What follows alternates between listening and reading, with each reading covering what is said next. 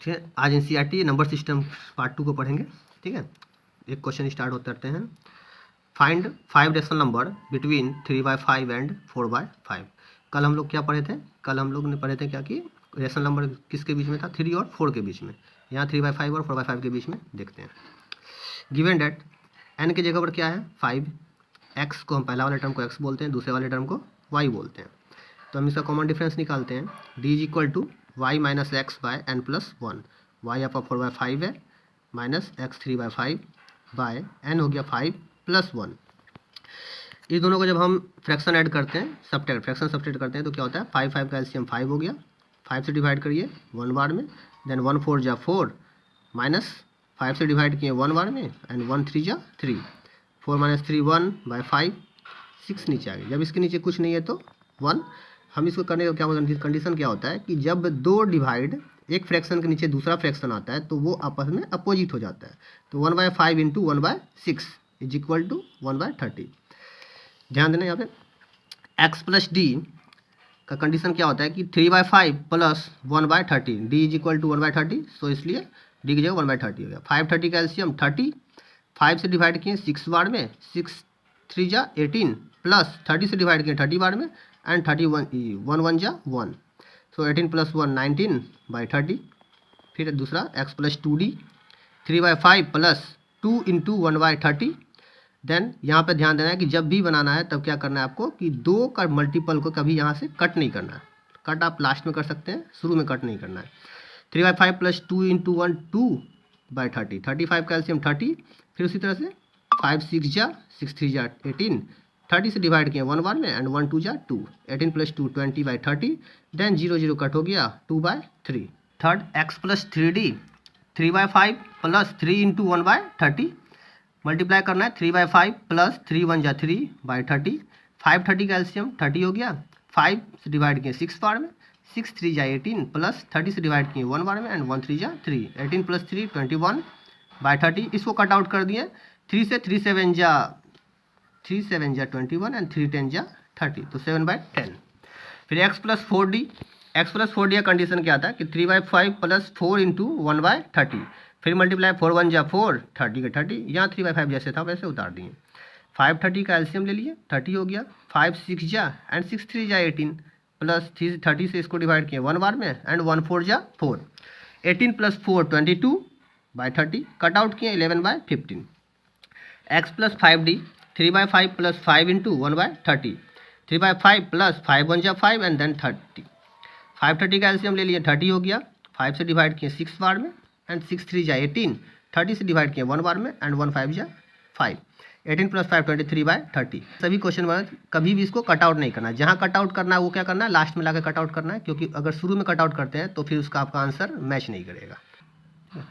कल हम लोग पढ़े थे रेशनल नंबर निकालने, 2 नंबर के बीच में रेशनल नंबर निकालना। यहाँ क्या होता है कि यहाँ पे एक टर्म निकालना है कि रेशनल नंबर को हम कैसे पहचानेंगे कि वो एक रेशनल नंबर है। तो रेशनल नंबर का पहचानने का तरीका क्या होता है? उसका 2 कंडीशन होता है, एक टर्मिनेटिंग डेसिमल और एक होता है रिपीटिंग डेसिमल। वैसा कंडीशन जो टर्मिनेट हो रहा है, टर्मिनेट होने का मतलब वो बोलते हैं जो कि कट गया, और रिपीट होने का मतलब यह है कि वैसा डेसिमल जो कि टर्मिनेट नहीं होकर रिपीट हो रही है। ठीक है, तो अब चलते हैं पहले टर्मिनेटिंग डेसिमल के बाद। टर्मिनेटिंग डेसिमल्स का मतलब ये होता है कि a decimal that ends after a finite number of digits is called a terminating decimal। इसका मतलब ये हुआ कि एक फ्रैक्शन है जिसको कि जब हम डिवाइड करते हैं तो डिवाइड करने के दौरान क्या होता है कि उसका जो फ्रैक्शन डिवाइड होता है वो एक जगह जाकर क्या होता है? कट जाता है, यानी कि वो टर्मिनेट हो जाता है। जैसे यहाँ दिखाते हैं एग्जाम्पल 1/4 इज इक्वल टू 0.25 है, तो हम यहाँ पे 4 से 1 को डिवाइड करके दिखाते हैं। जब 4 से 1 को डिवाइड किया गया तो 1 तो 4 से डिवाइड नहीं है, तो पॉइंट लगाकर क्या किए? वहाँ 10 किए। 4 से डिवाइड किए 4 2 जा 8, 10 में 8 गया 2, फिर पॉइंट डाला हुआ है 0। 4 से डिवाइड किए 5 बार, 4 5 जा 20, कट आउट करके निकल गया। इस कंडीशन में पता चलता है क्या कि हमको जो इसका क्वोशिएंट प्राप्त हुआ वो 0.25 प्राप्त। 0.25 जो हुआ ये क्या हो गया? आपका टर्मिनेटिंग होगा, क्योंकि ये पूरी तरह से कट चुकी है।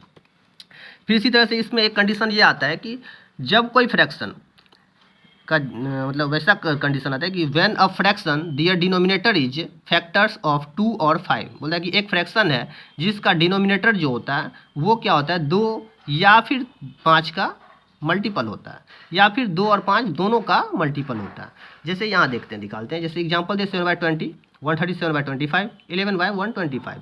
यहाँ कंडीशन क्या हुआ, 7/20 है, 7/20 को हम कर दिए 20 का हम यहाँ पे प्राइम फैक्टराइजेशन निकालते हैं, यहाँ पे 2 से 10 बार में, फिर 2 से 5 बार में, फिर 5 1 जा 5, ये कंडीशन 2 2 5, ये आपका क्या हो गया 20 का प्राइम फैक्टराइजेशन हो गया। जब इस कंडीशन में आया तो इसका मतलब ये हो गया कि 7 जो नीचे का टर्म है वो 2 और 5 का मल्टीपल है, तो 2 को 2 बार लिख दिए, 2 पे पावर 2 इंटू 5 पे पावर 1। ये कंडीशन में कुछ इस तरह से देखना चाहता है क्या कि नीचे का जो कंडीशन है उसको हमको 10 के फॉर्म में लाना है, किसके फॉर्म में, 10 के फॉर्म में लाना है। तो 7 है, हम इसको फिर उसी तरह लिख देते हैं जैसे पहले लिखे थे, 2 इंटू 2 इंटू 5। कंडीशन ये था कि हमको नीचे 10 लाना है, तो पहले 5 एंड 2 को जब मल्टीप्लाई किए तो 5 2 जा 10 तो हो गया, तो वह इस 2 को 10 करने के लिए क्या करना होगा, हमको दूसरे 5 से मल्टीप्लाई करना होगा। जब हम नीचे मल्टीप्लाई करते हैं तो उसी कंडीशन में हमको ऊपर भी सेम नंबर से मल्टीप्लाई करना पड़ता है, तब जाकर क्या होता है, ये दोनों आपस में कट हो जाएंगे और उसके बाद क्या होता है 1 हो जाता है, फिर वही टर्म प्राप्त हो जाती है।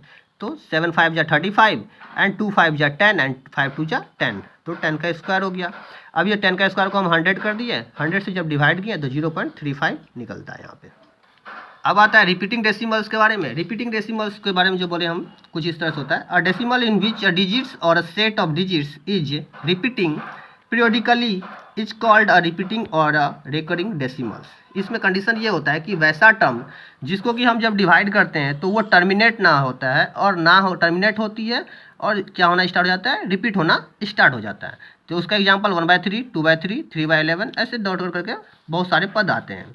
अब 3 से जब हम 10 को डिवाइड करते हैं यानी 1 को डिवाइड करते हैं तो क्या कंडीशन आता है, 3 से 1 डिविजिबल नहीं है, तो हम पॉइंट डालकर एक 0 डालें, 3 3 जा 9, 10 में से 9 गया 1, फिर एक ऊपर से पॉइंट है 0, 3 3 जा 9। इसी तरह से क्या करते हैं, उसको डिवाइड करते चले जाते हैं, और यहाँ का टर्म क्या होता है, ये डॉट डॉट डॉट करके आगे तक टर्म बढ़ते चला जाएगा। तो 1/3 को जब निकालते हैं तो मेरा कुछ इस तरह से निकलता है 0.33333। ये क्या हो रहा है, ये ना तो टर्मिनेट हो रहा है, यहाँ से क्या हो रहा है, ये रिपीट हो रहा है, स्टार्ट हो गया। तो क्या कंडीशन निकल गया कि 0.3 पे पावर रैकरिंग, ये ऊपर वाले को हम लोग रैकरिंग बोलते हैं, जिसका का मतलब ये होता है क्या कि यह टर्म जो है वो बार बार वही टर्म फिर से आ रही है। अब हमको कुछ इसके बारे में पढ़ना है कि लेंथ्स ऑफ अ पीरियड। जैसे कि हम इस टर्म को डिवाइड किए, इस टर्म को डिवाइड करने के बाद जो रिपीटिंग टर्म आता है उस टर्म को हम लोग लेंथ ऑफ पीरियड बोलते हैं। तो जब लेंथ ऑफ पीरियड मतलब कहाँ पर जाकर टर्म रिपीट होना शुरू करता है। जैसे यहाँ एग्जांपल दिए हैं क्या कि 1/3 है, जब हम 1/3 को डिवाइड किए तो 0.333 निकले थे, ये टर्म क्या हुआ, पहला डिजिट्स के बाद ये क्या हो गया, रिपीट होना शुरू कर दिए, तो इसका लेंथ ऑफ पीरियड क्या हो गया, 1 हो गया। इसी तरह का सेम कंडीशन